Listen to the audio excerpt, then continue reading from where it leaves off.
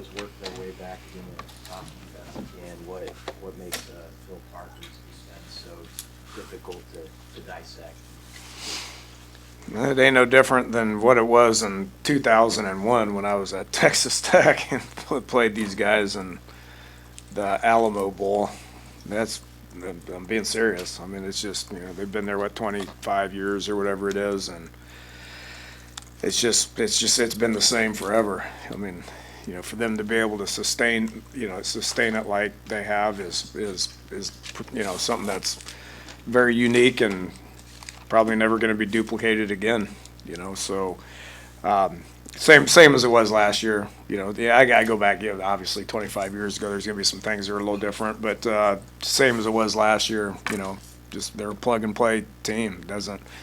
I thought they had really good players last year, and the ones that they lost, they've replaced them with really good players this year. So, it ain't real tricky. They're just sound with everything that they do. And from a coaching perspective, you got to respect that. Given that this is a game that's at the same day every year, and it's the one opponent that Nebraska knows is going to have, you guys have a little bit more time to think about how you approach this game, or is it more of a, hey, when it's Iowa week, then we'll focus on Iowa? No, it means a little more. It means a little more. It means a little bit more to, the fan base. I know it means a lot more to them. It means a lot to Coach Rule, coaches, players. I say this, going back to, coaching in this game last year, it felt different. I've only been in a couple of these type rival games, Pitt, West Virginia. I was only a part of that once, but it felt different. Bedlam, I was only a part of that once. Oklahoma State, it just felt different, and I had that feeling last year against these guys. So, we're probably going to put a little bit more into it, and that's like some off-season stuff and just looking at it and how Coach Rule runs the program is we're trying to put ourselves in a position where we can win this game. It hadn't happened in a while. We recognize that, we see it, we feel it, and it means a lot to us to go out there and play this game. So excited for the challenge. I'm interested in what you mean by felt different. What feels different? Just the buzz around it.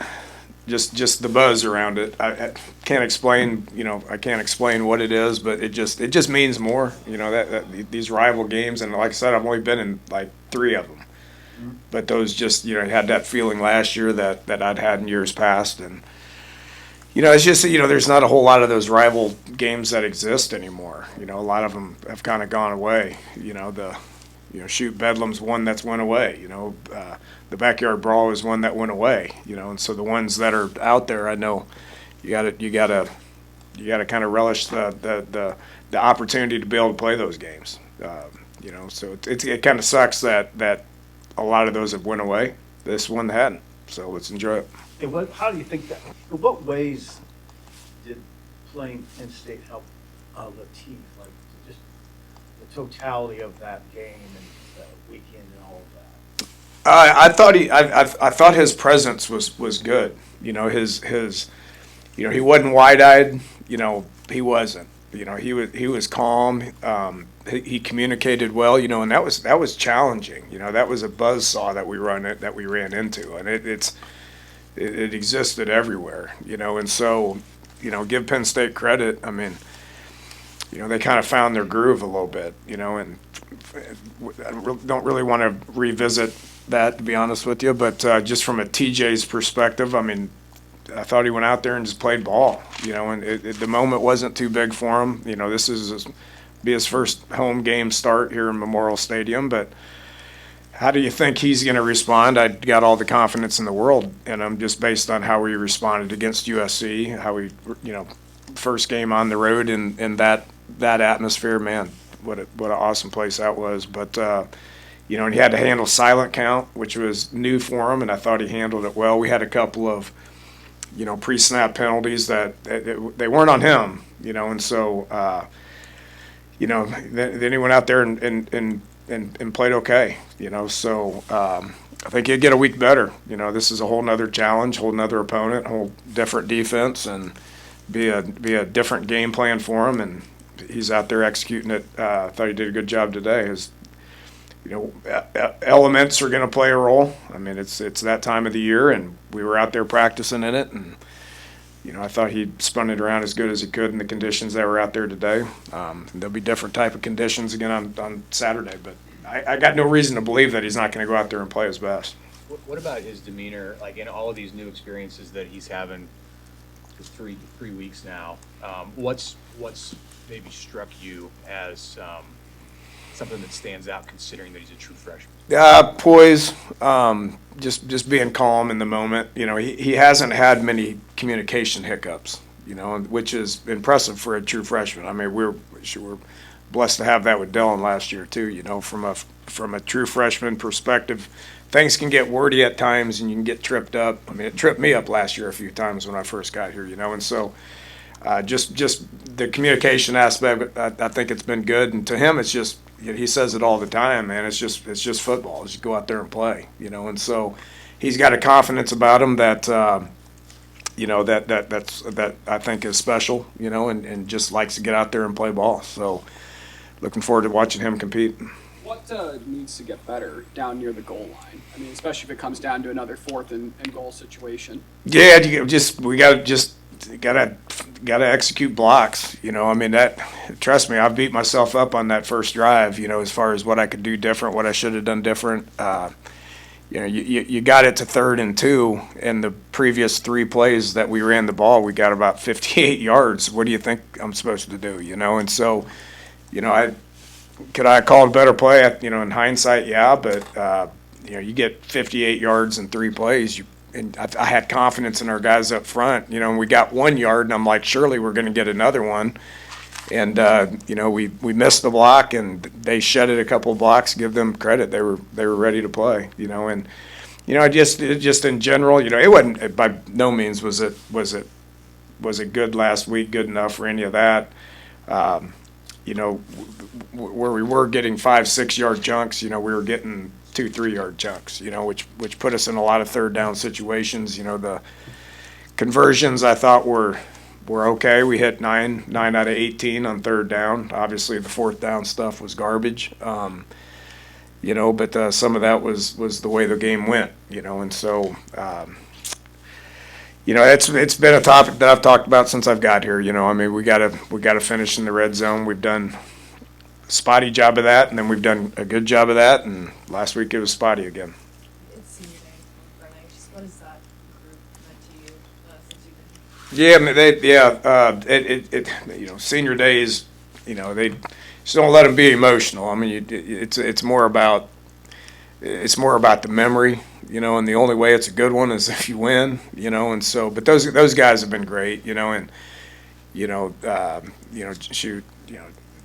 just appreciate everything that those guys have done for the program. You got a couple of guys like Dane and Rocca that's just been here for a couple of years, but then you got, Henry and Teddy and Turner and Heinrich and those guys that have been here for a long time, and so, really want those guys to one, experience beating Iowa, and 2, doing it on senior day would be big for them and big for the program as well.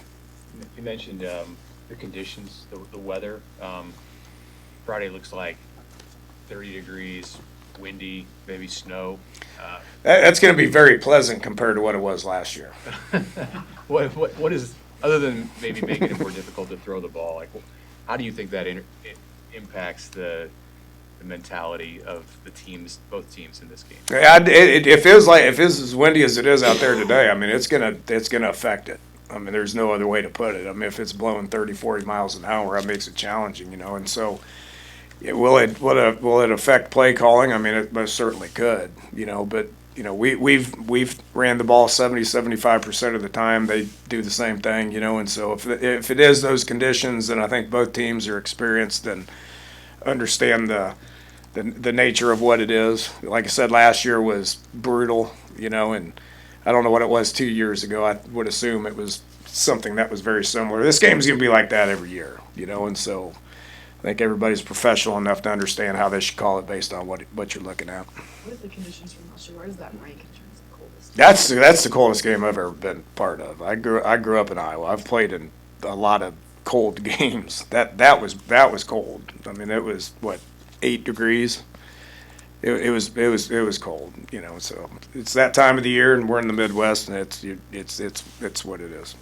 Matt said one of their superpowers is how comfortable they feel in close games. How have you seen this team with some of the win at Maryland, Cincinnati kind of grow maybe and being ready for that type of? Yeah, I think, you know, throughout the course of this year, being able to close out games, win close games, I think has been an obvious step in the right direction. You know, you just go back and look at this game the last 2 years. It's, you know, Coach reminded everybody out there of it today. I mean, it came down to last-second field goals the last 2 years. You look at Iowa last week, they did it again. You know, it is their superpower. They're comfortable when those games are tight. They're comfortable when those games are very close, and it comes down to the last second. That's who they are. That's the way they've been for 25 years. We're going into year 3 to the point where I think we've made progress on it, and you know that's what you got to expect. You know, because that's just usually the way this game is. All good? All right. Thank you all. Thanks,